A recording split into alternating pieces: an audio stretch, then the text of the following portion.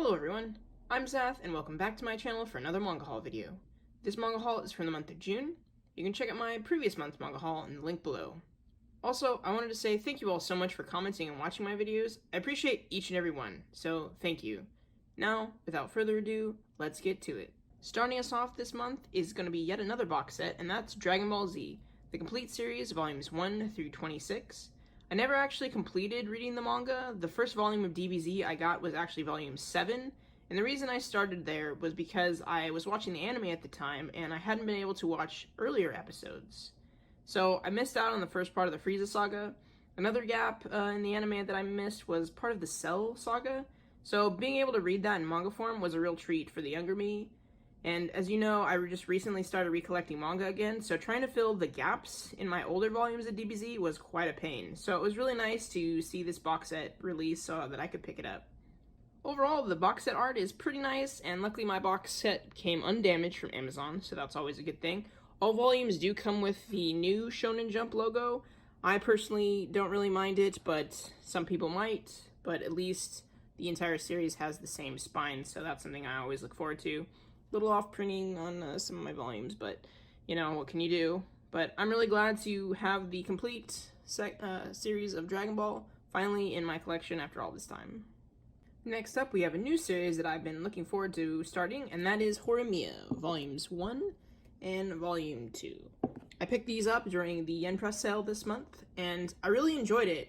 Overall, the art is really nice, and the story feels very wholesome. I don't want to spoil it too much, but basically the guy and a girl of a class, the girl is very popular and the boy is very quiet, but in their off time, the boy dresses up like a punk, and has a bunch of piercings and stuff, and the girl is more of a homebody. She takes care of her brother and works around the house. So the cool thing about this story was, they're two kind of opposite people than what they appear like at school, but they both come to be very comfortable around each other where they don't have to put up a front. It's a very wholesome story, so I enjoyed it, and I will definitely be picking up the next volume of that series. After that, we have Takane and Hana, volumes 5, 6, and 7. Now, I love this series. This has to be one of my favorite, if not my favorite, ongoing shoujo right now. There was a panel in actually volume 5 that had me laughing for days. It was just hilarious. You can go from being an hilarious scene to serious, then back to being funny. But each volume is a real treat of this series, and I highly recommend it for anyone who's looking for a new shoujo to enjoy, because this is top tier, and I can't wait to read more of that series. Then we have The Promised Neverland, Volume 10. You all know by now how much I love this series, and Volume 10 is no exception. I can't get enough. Things are, really getting intense. Everything I like about this series, I just wish that I could read more ahead and see how the ending's gonna come, because I have no idea how the series is gonna wrap up, but I think it's gonna be wrapping up soon. At least in Japan, I think the series is gonna end, but I'm looking forward to continuing this series because this is definitely my favorite Jump series that's going on right now. After that, we have another shoujo series that I picked up this month, and that is The Heiress and the Chauffeur. These 2 volumes make up the entire series. The story revolves around a girl and her chauffeur who have been friends since childhood, supported themselves because of their lack of parents.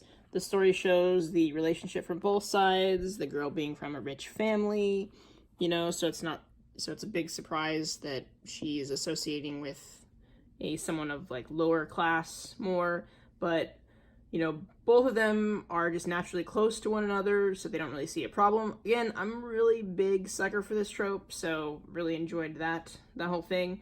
And while it's a short series, I can never compare it to Emma.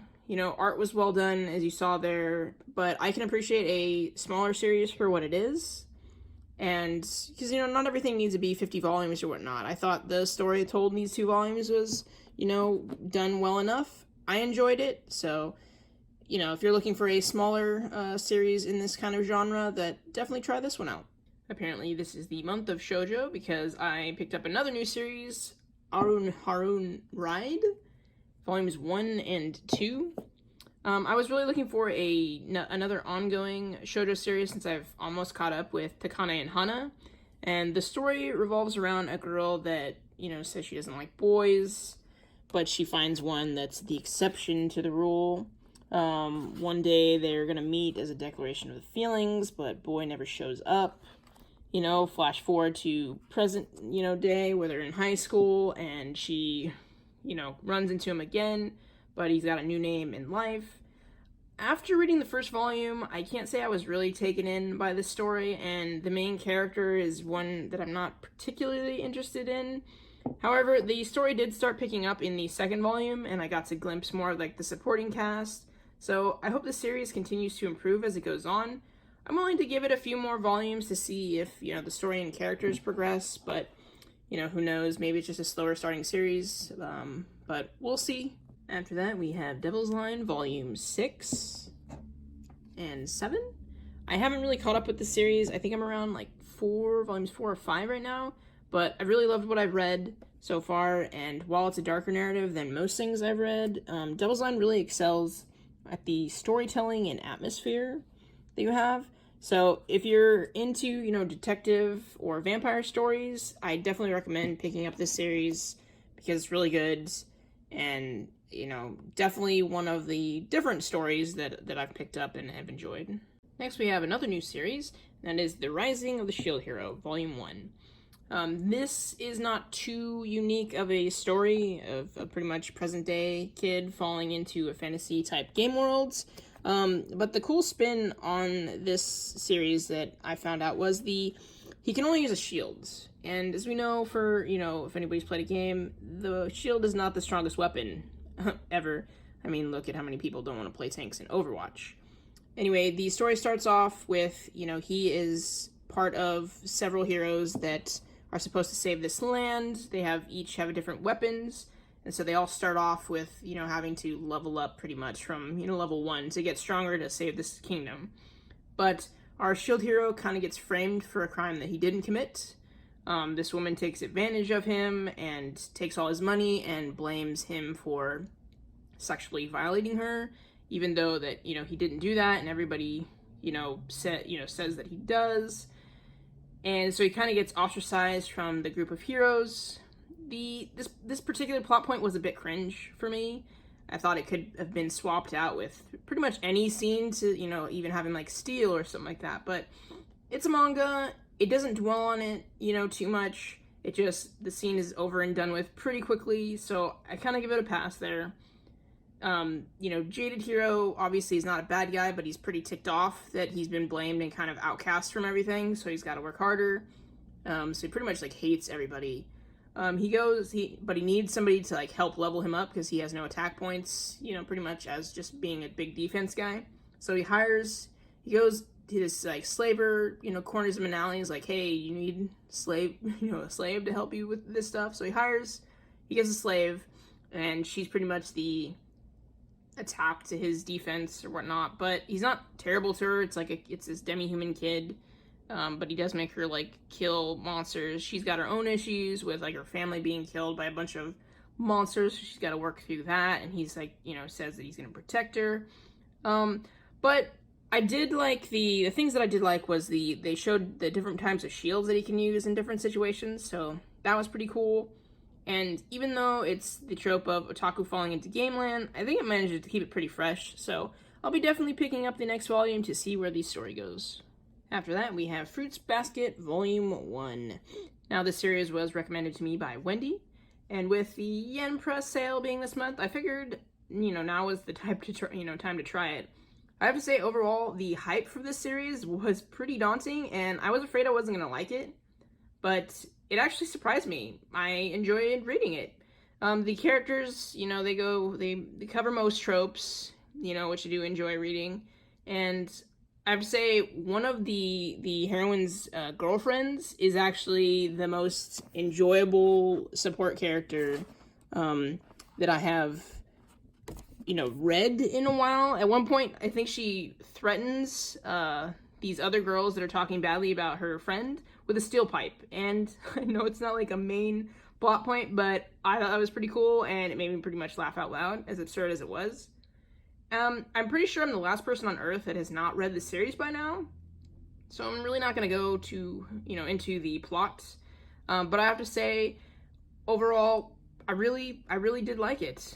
I think the Kyo kid, which is like the cat guy, is better than the rat boy so far, though I'm curious how the whole story is going to play out. I don't know, the rat guy, he seems weird. He seems like an evil, like dude that's going to turn evil in the end. I'm pretty sure it's not because it's shoujo, but we'll see how that is. I also really loved how they drew cats in here. Like, they do, I don't know if I could find it, but just like the side, like the expressions of like the cats that they have in like one scene. I don't know, it was really funny to me.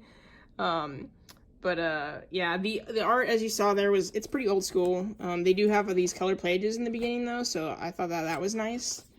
I don't really like the omnibus myself. It's very clunky to read. It's just heavy. I don't really like that, but I mean, the pages are pretty, are thicker than normal, so it is pretty nice. But yeah, overall, I have enjoyed it. I do recommend it if there's someone out there that's like me that hasn't read this. It is an enjoyable shoujo. So I will be picking up the next volumes. Probably not rushing out to get them, but I will collect them over time. So thank you, Wendy, for the recommendation, because I have enjoyed it. And to wrap up this month's manga haul, we have Romeo x Juliet. Several years ago, I saw the anime of the same name, and I really enjoyed it. I did originally almost pass on it because it's Romeo and Juliet, and I was like, this has been overdone, 1,000 times. But I saw the fight scene animation and listened to the music, and I dove in, and I absolutely loved it. So I was really, really glad to have watched that when it came out. I had no idea it was manga, but obviously when I saw that it was manga, had to get it. The series takes a really interesting spin on the Romeo and Juliet storyline, though.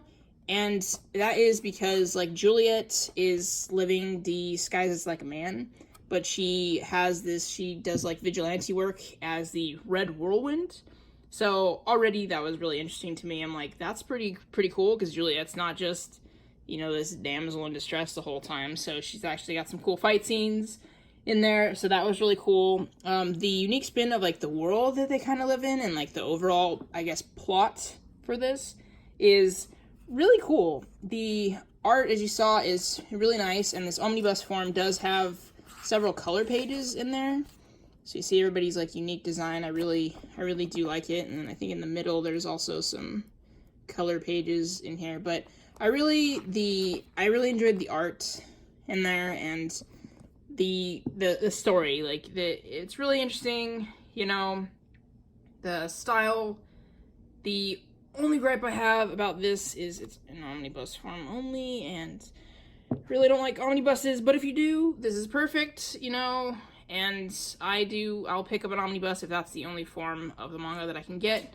So if you're looking for something, along the lines of, Romeo and Juliet, and you want kind of a new spin, or if you're just looking for, a good story to follow, I do recommend picking this up. I don't know how in print this is, or if it is even in print anymore, but if you can find it, definitely recommend it. It's worth the read. I really enjoyed it, so definitely check that out. And that's going to do it for my June haul. Thank you all so much for watching. As always, if you have any opinions on these series or any additional recommendations for new series, let me know down in the comments below. I'm Zath. Have a good day.